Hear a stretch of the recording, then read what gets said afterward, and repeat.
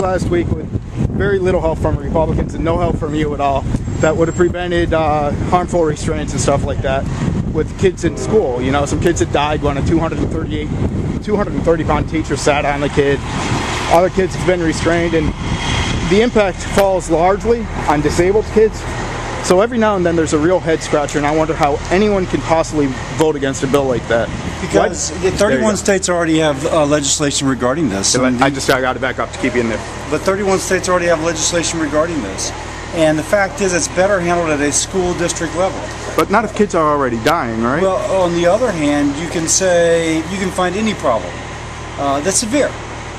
Why don't we, as a federal area, go into other areas that the Constitution clearly says is a state issue? We're already there with funding schools. And by my gosh, that's controversial, isn't it? Yeah, right. But so do you keep on pushing that, which the Constitution appears to even proscribe?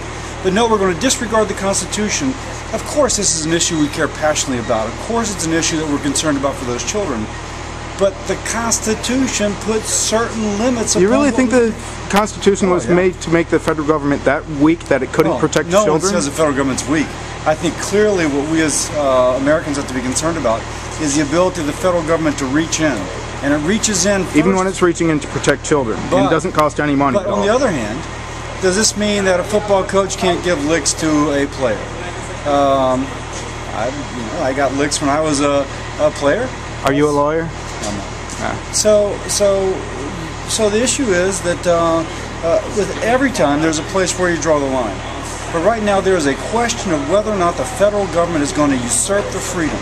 Now it's always easy to say on this issue, which 31 states have already addressed, even more states are considering addressing, that we're not going to trust the states, we're not going to trust the superintendents.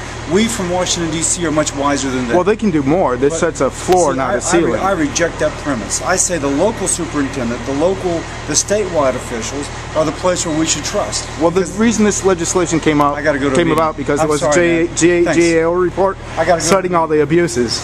So you can't trust the states. Anyway, Congressman, thank you for your time.